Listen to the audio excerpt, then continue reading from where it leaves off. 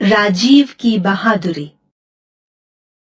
मणिपुर की राजधानी इम्फाल में रहने वाले राजीव शर्मा को घूमने फिरने का बहुत शौक था। जब भी स्कूल में छुट्टियां होती, वह अपने दोस्तों के साथ विभिन्न स्थानों की सैर को निकल पड़ता।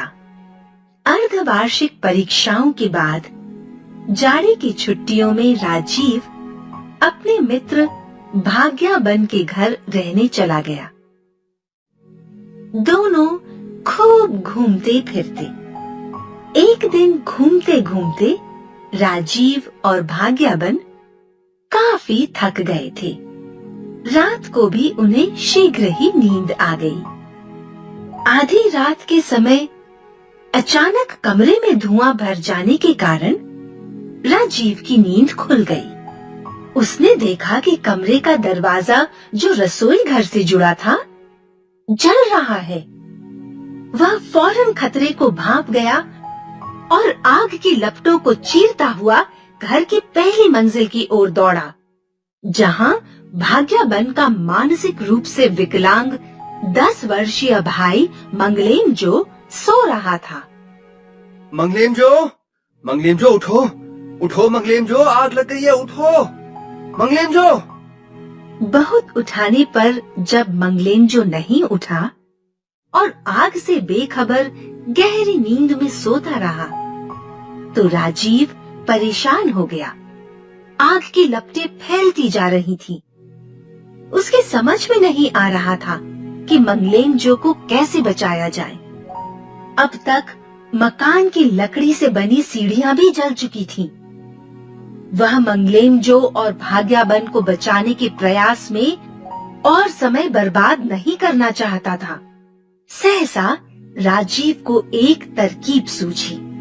उसने पास पड़ी एक धोती उठाई और उसके एक सिरे से मंगलेमजो को बांधा तथा दूसरे सिरे को मकान में लगे एक लकड़ी के खंभे से बांध दिया।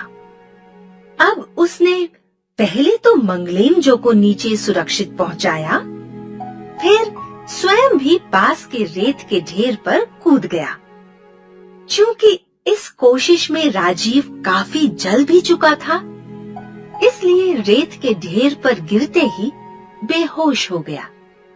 तब तक आग की लपटों को देख भाग्याबन के साथ साथ आसपास के और लोग भी जाग गए और सहायता के लिए आ पहुंचे। शीघ्र ही कुछ लोग राजीव की मरहम पट्टी में जुट गए, तो कुछ धोती में बंधे मंगलेमजो को बचाने में। आग पर भी जल्द ही काबू पा लिया गया। राजीव को जब होश आया, तो उसने देखा कि सभी लोग मुक्त कंठ से उसकी प्रशंसा कर रहे हैं। भाग्याबन और मंगलेमजो की आंखों से तो खुशी के आंसू ही निकल आए थे। राजीव की इस बहादुरी के लिए वर्ष 1998 के गणतंत्र दिवस पर उसे सबसे बड़े राष्ट्रीय वीरता पुरस्कार के अंतर्गत संजय चोपड़ा पुरस्कार से सम्मानित किया गया। इस मौके पर जहां भाग्याबन एवं मंगलेमजो के माता पिता उस घटना में राजीव के धैर्य एवं साहस की प्रशंसा करते नहीं थक रहे थे, वहीं उसे ढेर सारा आशीर्वाद भी दे रहे थे।